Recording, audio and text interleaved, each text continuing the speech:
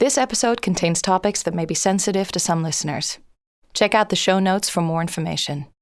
Thank you for tuning in. Time, weather, and pass.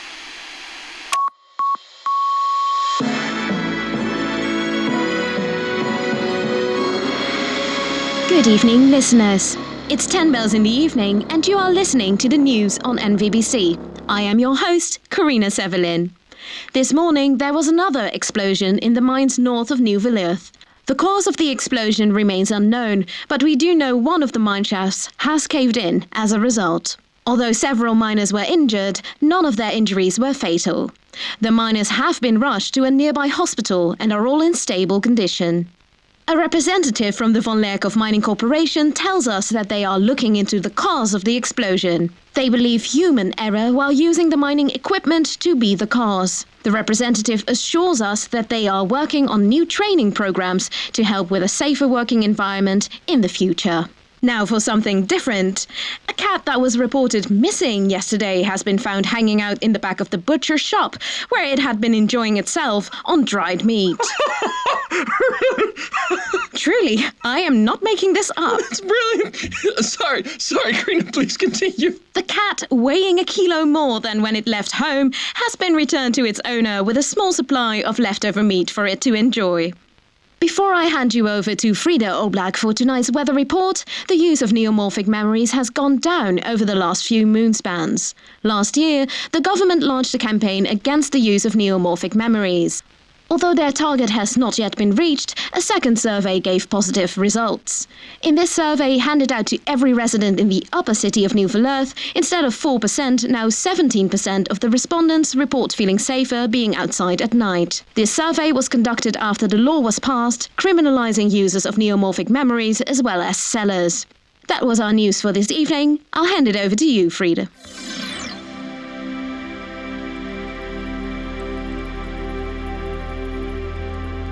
There's a rot in the heart of this city.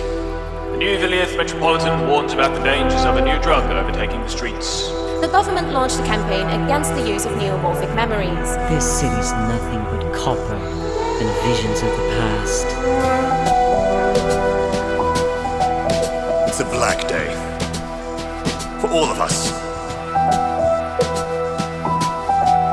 Who doesn't dream of the times gone by?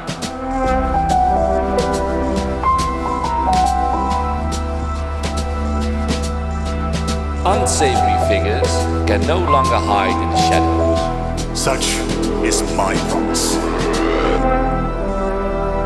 Wake Up, New Vilirth. Chapter 3.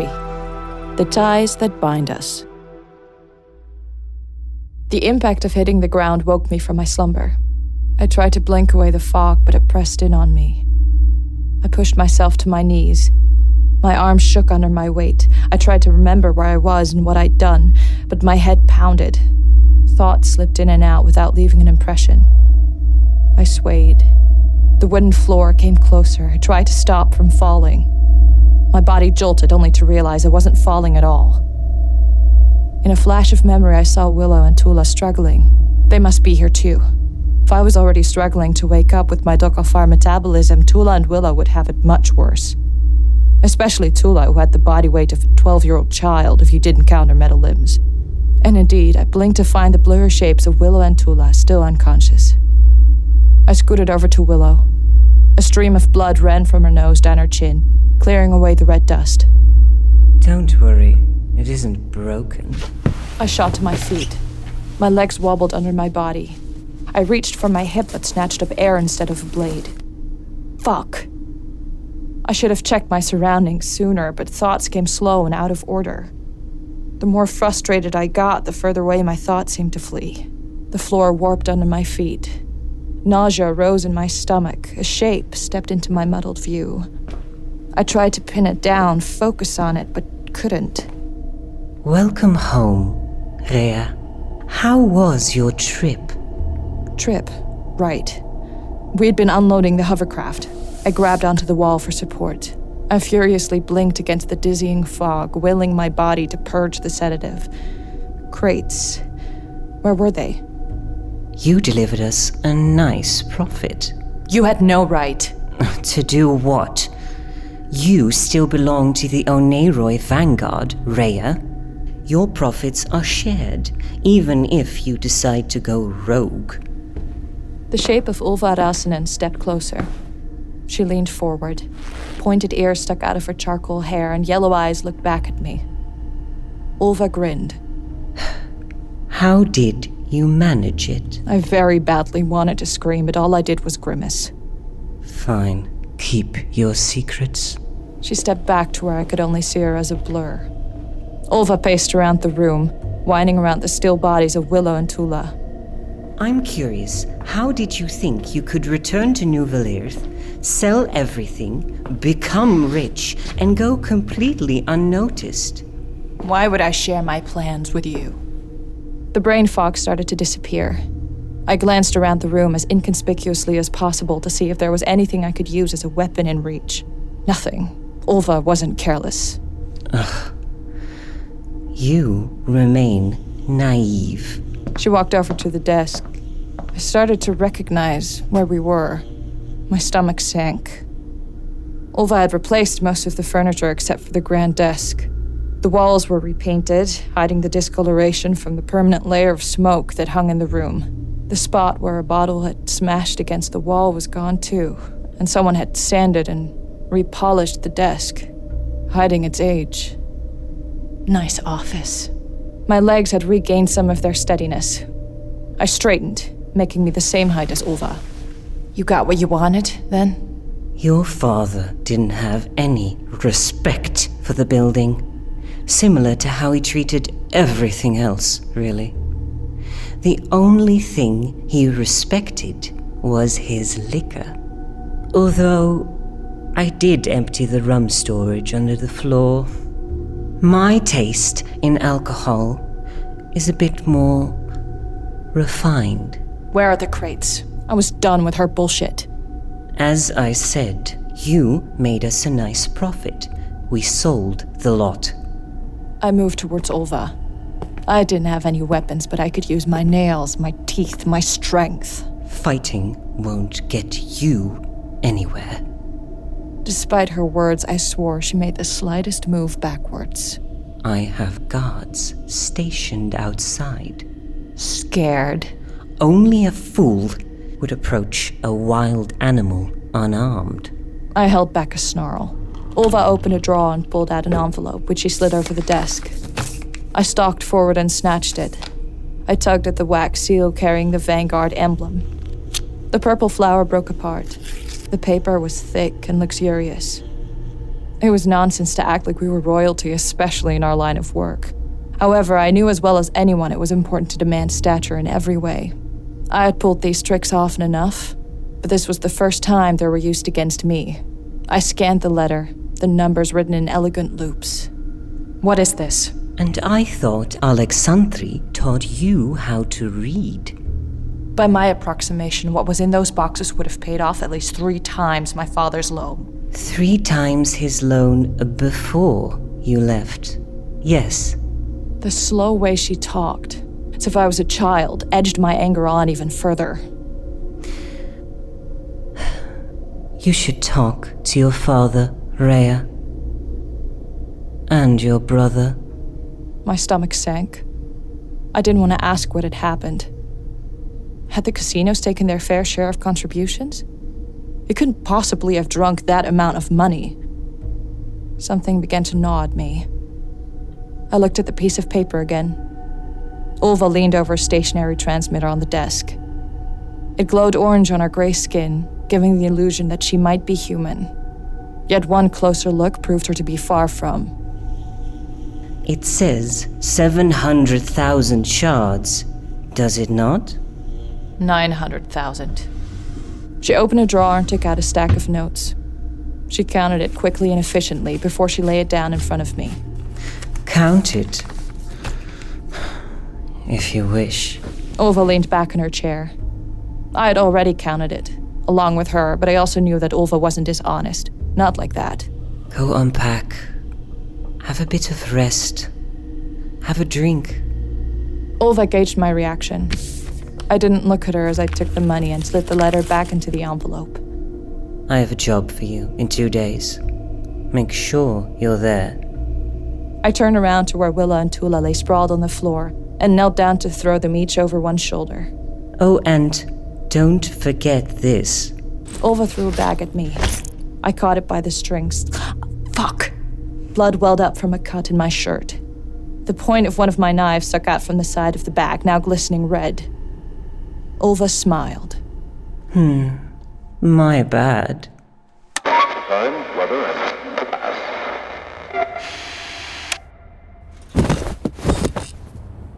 I was covered in sweat by the time I'd laid Willow and Tuula on the couch in Willow's apartment. Ulva had sent us away in a car. Was meant as mockery. A show of power which I had stubbornly wanted to decline. But even I could recognize that carrying 2 unconscious bodies the length of the city wasn't the best idea. Willow and Tuula hadn't shown signs of waking yet. From the slowness I felt in my own body, I guessed they wouldn't for at least a few more bells. I slid every single knife back into place and wrapped a bandage around my wrist. I scribbled a quick note in one of Willow's notebooks and left 2 neat stacks of money hidden under a book. I made sure to secure the door with a rope and the only lock that still wanted to close. The door still hung lopsided in its hinges and one panel was shattered, but it was the best I could do. Right now, I needed a shower and time to think. It was early morning when I headed down the main road into the throng of the city. Cars and hovers passed me. I wound my way between the Vilirthians on their way to work or school. Despite being underground, bright lights shone from poles emanating daylight. Gave everything in the underground a strange fabricated glow, even the living. It was weird to be back. Nothing seemed to have changed, yet I felt different. I had shifted from being the daughter of the Aneroy Vanguard's president to what, exactly? I turned into an alley lined with street food stalls and crossed a square I had to meander through a market. At the far end, a set of concrete steps led up to the surface. I pulled my cloth mask over my nose and stepped out into the remnants of a sandstorm. Rows of car and hover traffic honked on the street. The heat burned down on me. I pulled the shawl from around my neck over my head to protect myself. Sand cut where my skin was still exposed. Here, the walkways were as good as empty.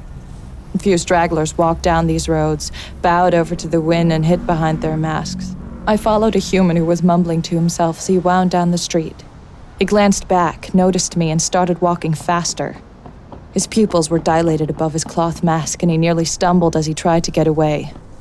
I turned the corner into a parking lot. The man stopped to watch me. I looked him dead in the eye and he hurried off, continuing in whatever dimension he was in. A few cars stood on the parking lot. They were covered in a thick layer of sand. Several tires had popped and one open car hood showed a missing engine.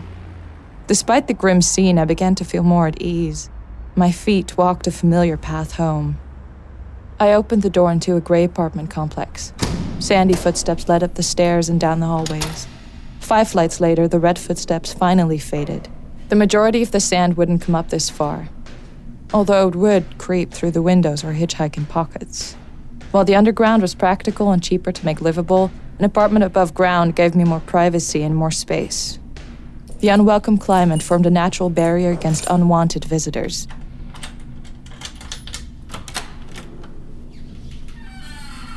I pushed the door open. An empty bottle rolled away from the door through the hallway. It clinked against another bottle and sad cheers. I pulled out my gun. The smell hit me first. Stale liquor and mold. Remnants of food wrappers and bottles littered the floor. It looked and smelled like a party that hadn't been cleaned up for many moons. I moved forward. My shoes stuck to the floor with every step. I reached the end of the hallway from where I could see the kitchen. It smelled worse. The counter was piled high with dishes and rotting food. The windows were covered in dark fabric that frayed at the edges. A chair tumbled over without anyone bothering to pick it up. I gripped my gun tighter and turned into the living room. A tuft of black hair stuck out above the couch. It was attached to limbs that sprawled onto the couch and the table in front of it. Someone was sitting between more bottles and trash. I knew the smell of a rotting corpse. This wasn't it, but it was at least as vile. This person had soiled themselves multiple times without cleaning up. I breathed in deeply, nearly choked, and held my breath as I stepped forward. I kept the gun aimed at the head that lolled under the tuft of hair as I turned around the couch. I took another step. A can of some sugary drink split open underneath my feet. I got a good look at the person on the couch. My brother woke up. Ah! I recoiled, taking a few steps back. I lowered my gun but didn't put the safety back on. What the hell, Elias? My brother blinked at me. Oh. It's you. He leaned back into the couch and closed his eyes. Wake up. I poked my brother with the barrel of my gun. He was wearing an unbuttoned shirt and stained trousers. They were wrinkled enough for me to assume he'd been sleeping in them for the last few days. Perhaps longer. I walked back into the kitchen. I rummaged for a bucket under the sink. Something had died in here and I didn't want to know what.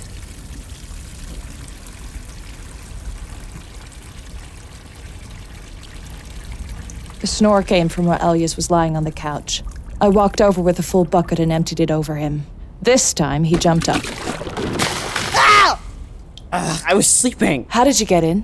What? Despite the bucket of water, Elias's yellow eyes looked foggy. He had thinned enough to show all his bones where his wet clothes stuck to him. Did Seppo give you the key? No, Dad. Where is Seppo? I pushed the door to the bedroom open, only to be greeted by a putrid smell. Working. Elias rubbed his eyes. He's only working these days. I wonder why. And Dad? I peered into the dark room. A shape lay on the bed. It was him. He looked to be in a similar state as Elias. I checked to see his chest rising up and down. Don't bother him. He's sleeping. His voice didn't have any bite. He barely had the energy to keep himself standing. I didn't want to look at him. What had happened here? This didn't look like casinos had done them in. I knelt down and picked up one of the glass bottles. What is this, Elias? Just rum? I pulled the stopper off the bottle and smelled it. It smelled of nothing. Not rum, then. My stomach sank. Don't lie to me! Ah! Why would you do that? Elias cowered in the corner. Is this yours or Dad's? I was tempted to pick up another bottle and smash it in Elias's face, but pushed that roaring temper down. He still looked shocked. Answer me, Elias. What is the matter?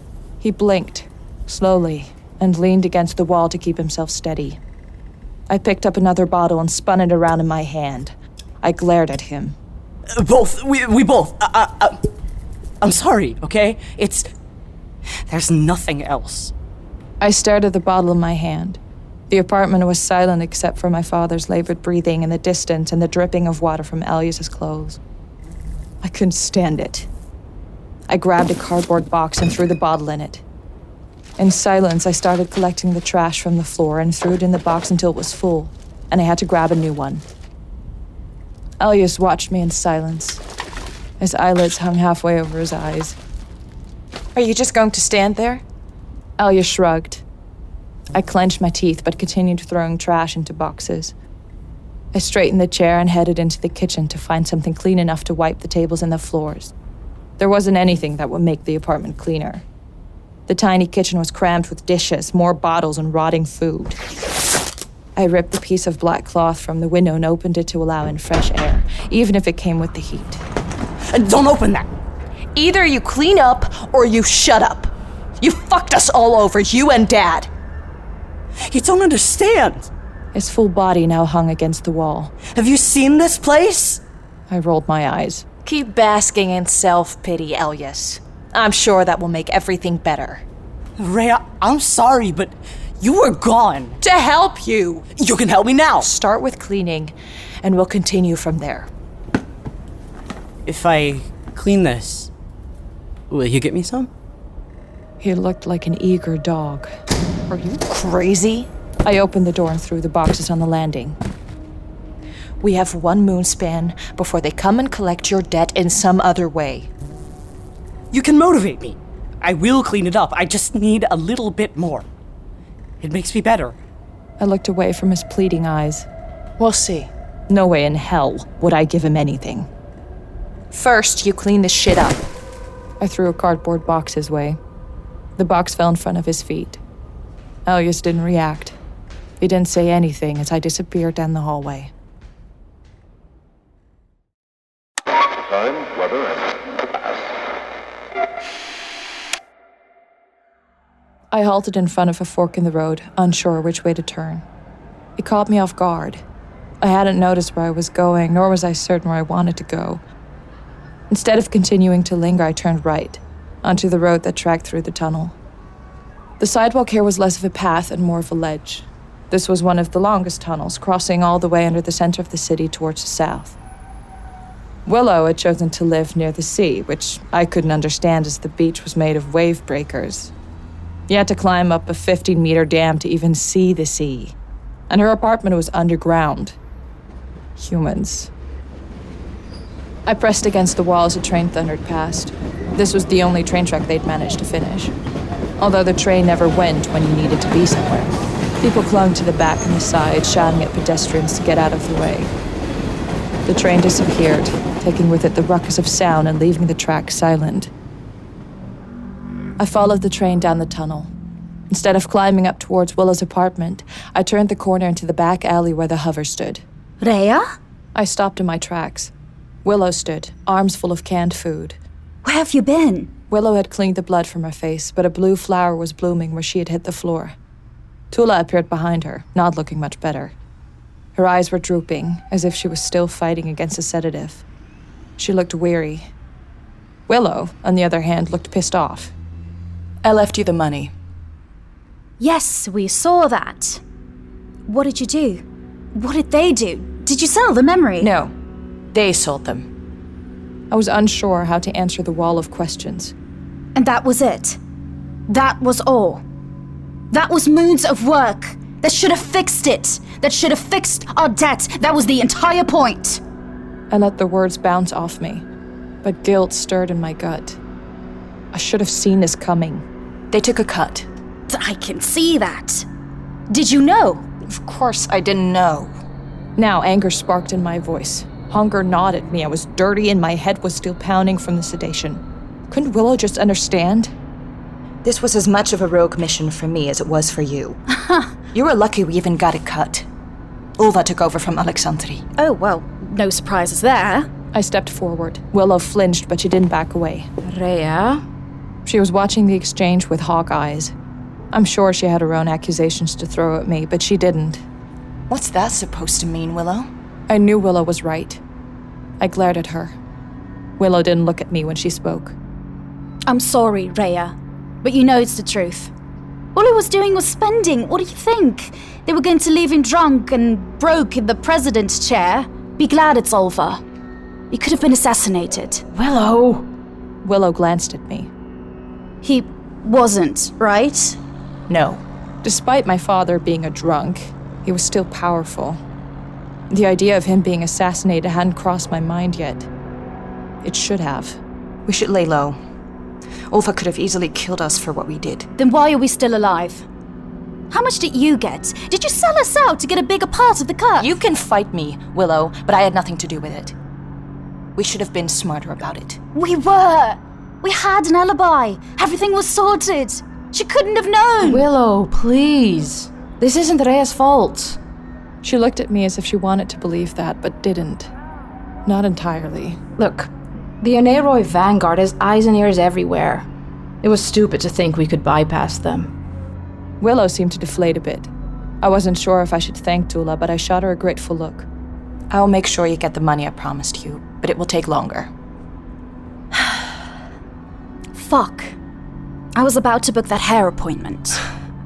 That's what you're worried about? Well...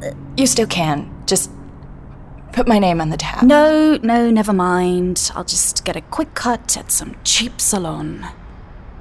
What we do need is food.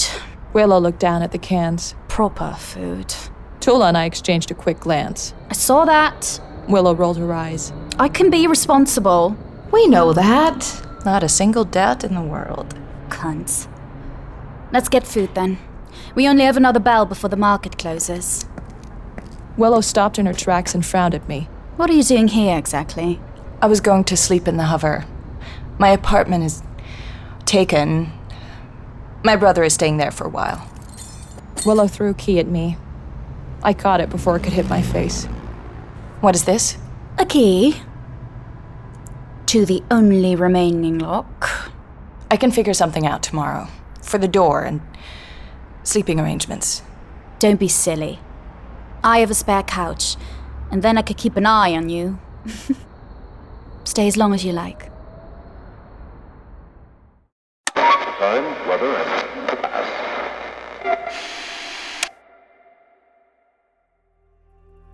Wake Up New Vilirth is created, produced and written by Lisa van Hees.